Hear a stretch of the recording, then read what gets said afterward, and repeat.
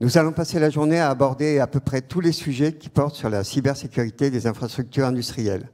Apparemment, on en a bien besoin. Nous allons commencer par une session organisée par Rexel avec Alice Conan, directrice industrie Rexel France, et Frédéric Blin, responsable déploiement cybersécurité industrielle, également chez Rexel, que j'invite à venir s'asseoir et à prendre la parole. Bonjour à tous. Bonjour à toutes et à tous. Donc, enchantée, Alice Conan, Frédéric Blin. Donc, on représente la société Rexel. Donc, brièvement, Rexel France, donc c'est 5000 collaborateurs organisés autour de 3 grands marchés, l'habitat, le tertiaire et l'industrie, et centrés autour de technologies majeures. On accompagne ses clients sur la distribution électrique, l'automatisation des process industriels du bâtiment, les courants faibles, le génie climatique et l'électrification. Et Frédéric et moi, on travaille pour Rexel Industrie et on accompagne le client industriel au quotidien autour de sa compétitivité. À savoir que pour nous, un industriel, on l'aide à produire le plus efficacement possible, donc le meilleur produit avec le prix le plus optimisé. Et pour ça, bien sûr, il a besoin de regarder ses coûts. Donc en ce moment, on l'accompagne beaucoup autour de l'enveloppe du bâtiment, des solutions énergétiques, mais aussi et surtout sur son outil de production, parce qu'il se doit d'avoir un outil de production compétitif. Et pour ça, ça passe par un outil qui est performant, fiable, moderne, connecté. Et donc, on a une centaine d'experts dédiés autour de l'automatisme industriel et on a une approche agnostique parce qu'on travaille avec les plus grands leaders technologiques autour de l'automatisme industriel. Et depuis, on va dire maintenant, plus de 5 années, on a mis en place une équipe dédiée à la cybersécurité parce que comme Frédéric va vous montrer, il est très facile d'accéder au réseau industriel et d'avoir des actes malveillants au travers des automatismes industriels. Et je vais laisser Frédéric vous en parler tout de suite. Merci Alice. Donc déjà, je vais reprendre un petit peu, voir un petit peu qui j'ai affaire dans la salle, c'est-à-dire dites-moi aujourd'hui, dans ceux qui sont ici, qui dernièrement a programmé un automate, mis en œuvre un variateur de vitesse ou mis à jour un logiciel SCADA de supervision. À main levée, à tout hasard. Voilà, c'est ce que je me doutais un petit peu. Donc aujourd'hui, je vais faire un point un petit peu sur qu'est-ce que l'OT au global. L'OT aujourd'hui, on en entend parler partout, Operational Technology.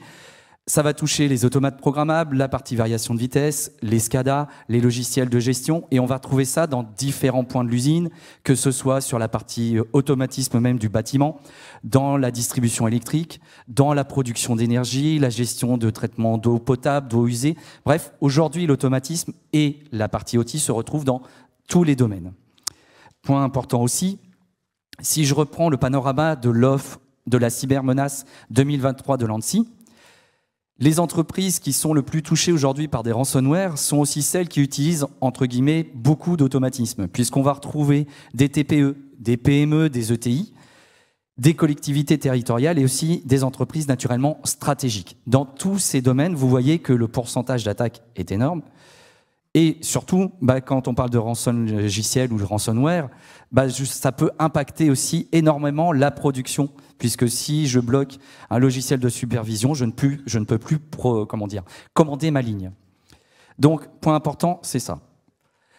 Autre point, et je rappelle qu'aujourd'hui, certaines attaques attaquent directement l'industrie aussi. Il n'y a pas que des ransomware, il y a plein de solutions possibles et imaginables aujourd'hui pour attaquer des automatismes programmables. J'ai repris cet exemple de cette attaque d'une station de traitement d'eau en Irlande, parce qu'en fait, on se rend compte que dedans, tout simplement, le firewall qui avait été mis dessus était un petit peu basique. Les mots de passe avaient été laissés par défaut. Et aujourd'hui, au niveau des équipes Rexel, pour travailler beaucoup dans l'industrie, c'est ce qu'on rencontre régulièrement sur les sites que l'on visite. Autre point, un rappel aussi historique. Les années 80, moi je suis d'une génération, on pense que c'était il y a 20 ans, c'était il y a 40 ans. Hein. Les premiers automates programmables ont commencé dans les années 80, étaient discutés entre eux avec des protocoles plutôt propriétaires. Protocoles propriétaires qui aujourd'hui se sont élargis et sont devenus des standards de fait.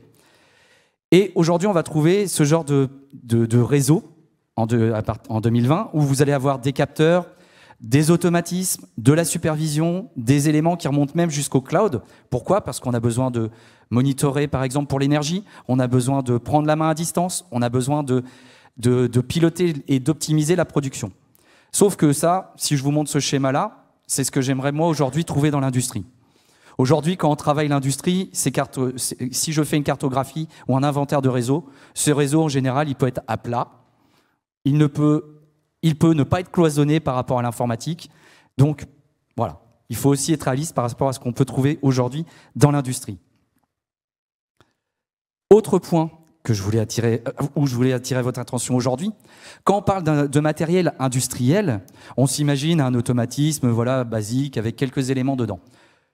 Un interface homme-machine, aujourd'hui, il a éventuellement un Windows intégré. Il a des ports USB directement accessibles. Alors, l'exemple que je donne souvent, c'est pratique pour transférer les ordres de fabrication, mais dans la nuit, c'est pratique aussi pour charger un portable directement dessus. Hein, ça peut être intéressant. Un automate programmable, vous allez retrouver en face avant un port USB, des ports Ethernet, vous allez avoir des protocoles de communication ouverts et non sécurisés, pas de durcissement par défaut. Pourquoi pas de durcissement? Un intégrateur, aujourd'hui, on va lui demander que la machine tourne. On ne va pas lui demander que la cyber soit intégrée obligatoirement de base dedans. Donc lui, on l'a payé pour que la machine fonctionne. Variateur de vitesse, on oublie, c'est des équipements aujourd'hui, n'importe quel équipement, que ce soit un variateur de vitesse ou un autre, vous allez avoir dedans des serveurs web embarqués. Vous allez avoir des connexions possibles par différents accès. Le but, naturellement, c'est pouvoir remonter de la donnée, y accéder facilement pour la maintenance, mais ça laisse des ouvertures énormes au niveau des automatismes. J'aime bien donner cet exemple parce qu'en fait, ici, on a un automate programmable d'une marque que j'ai masquée, bref. Mais c'est un standard au niveau des automatismes aujourd'hui. Vous allez retrouver un automate programmable qui ressemble à un switch, déjà. Vous allez me dire, bah oui, mais on ne voit pas que c'est un automate programmable, il n'y a pas d'entrée-sortie dessus. Normal, les entrées-sorties aujourd'hui sont déportées sur le réseau. Je n'ai pas besoin d'avoir tout dans l'automate. Au contraire, je vais pouvoir, vous voyez, j'ai une carte tout à fait à droite, elle fait de la fibre, je peux aller chercher des entrées-sorties à 10 km. Je n'ai pas besoin d'avoir tout dans l'automate. Mais ce qui est important de regarder dans cet automatisme, il va avoir des ports Ethernet en face avant, il va avoir un port USB, derrière le cache vert, il va avoir un emplacement pour une carte SIM pour pouvoir recharger facilement le programme. Il va avoir donc tous les éléments que l'on trouve aujourd'hui dans un PC, c'est-à-dire un système d'exploitation, de la mémoire, des accès, et comme j'expliquais tout à l'heure, il a peut-être été intégré, mais juste pour que ça fonctionne. Parce qu'à l'inverse, cet automatisme aujourd'hui peut aussi, comme un PC, être durci. Vous avez la possibilité de verrouiller des ports, de gérer des mots de passe, de gérer l'accès à cet automate de manière très précise. Et ce que je vois moi aujourd'hui, c'est ça ce qui manque aussi beaucoup dans l'outil, c'est de pouvoir aller se connecter de manière sécurisée à tous ces automates. J'ai repris ici, c'est peut-être un graphique que vous avez vu tourner sur les réseaux, mais je l'ai trouvé intéressant parce qu'en fait, à chaque fois on pense, oui, bah voilà, ça c'est les attaques cyber IT. Sauf que si on les regarde un petit peu dans le détail, on se rend compte que certaines vont obligatoirement impacter l'outil. Le phishing, bah, on va pouvoir prendre des accès, on va pouvoir ensuite se connecter via une supervision à distance. La partie ransomware, bah, je bloque une supervision, je ne peux plus piloter mon usine. La partie déni de service, celle-ci, tous les automates aujourd'hui, parce qu'on travaille sur des gammes qui des fois ont 15 ans, 20 ans, des automates, les machines aujourd'hui ne sont pas faites pour être remplacées tous les 5 ans, elles tournent 20, 30, 40 ans. Dans certains domaines de l'énergie, il y a même des contrats pour que ça dure encore plus longtemps des fois. Donc, vous avez à voir ce genre d'attaque est tout à fait réalisable. Man in the middle, je donne souvent l'exemple du protocole Modbus. Modbus, aujourd'hui, c'est un protocole purement industriel. Il existe depuis 1979. Au départ, c'était un protocole série qui a été adapté aujourd'hui pour travailler en Modbus TCP. Les spécifications de ce protocole sont disponibles depuis 2006 en accès libre. Ce n'est pas un protocole compliqué et vous le retrouvez dans plein de domaines. Donc faire un man in the middle sur du Modbus, c'est hyper simple. Ensuite, SQL injection, on oublie, mais je sais faire de la requête SQL sur un automate aujourd'hui. Donc ça peut être aussi une attaque. Et enfin, 0D exploit, j'allais dire, 0D, c'est qu'il n'y a pas encore eu d'exploit de trouver, mais on va en trouver, ça je m'inquiète pas. Et déjà, est-ce que quelqu'un dans l'assistance a déjà mis juste à jour un automate parce qu'il y avait une vulnérabilité qui a été détectée dessus? Bien, j'ai une personne. 2. Donc, ce que je veux dire aussi, c'est que c'est ça. Aujourd'hui, l'industrie a beaucoup de travail à faire sur cette approche-là aussi, de dire on a des vulnérabilités qui sont connues, qui sont éditées par les fabricants, comme dans tout domaine, que ce soit Windows ou autre, mais il faut aussi les mettre à jour sur ce genre de système. Donc vous voyez que sur 8, j'en ai quand même 6 qui peuvent être utilisés sur l'industrie. Donc voilà, aujourd'hui, pourquoi les réseaux outils méritent-ils notre attention? Point important, et je pense que c'est là aussi qu'il faut bien comprendre quand on travaille dans l'industrie, l'industriel, il a besoin de disponibilité. Lui, sa machine, elle doit produire, des fois 24/24. Elle doit avoir un réseau qui est, j'allais dire, propre et qui tourne et qui fonctionne, qui va être supervisé. Ce que je vois aussi beaucoup aujourd'hui, c'est ça, c'est le manque de supervision au niveau des automatismes et des responsables de maintenance qui ne savent pas pourquoi ce réseau s'écroule, tout simplement. Il faut assurer la cybersécurité de ce réseau, naturellement.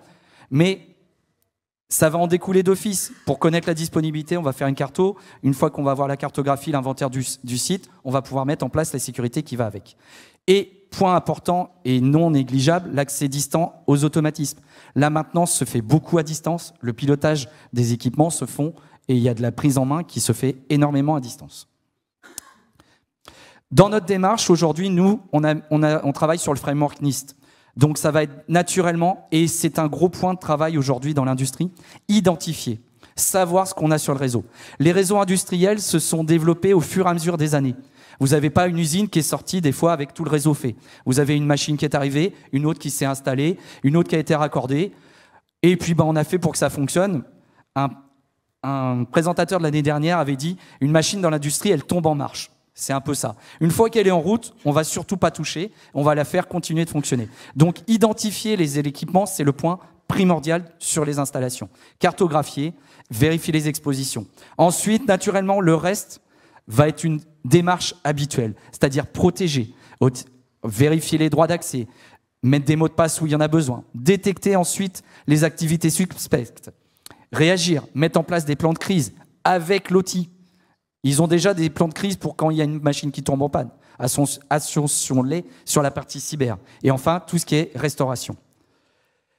Donc voilà, au global, ce que je voulais dire aussi là-dessus, c'est que le point important dans ces approches-là, l'industrie a besoin de l'IT pour les outils qu'elle apporte au niveau de la cartographie, des inventaires, de l'administration des réseaux. Mais bien comprendre aussi que l'outil, aujourd'hui, doit produire, doit faire fonctionner des installations critiques, doit protéger les personnes, tout simplement.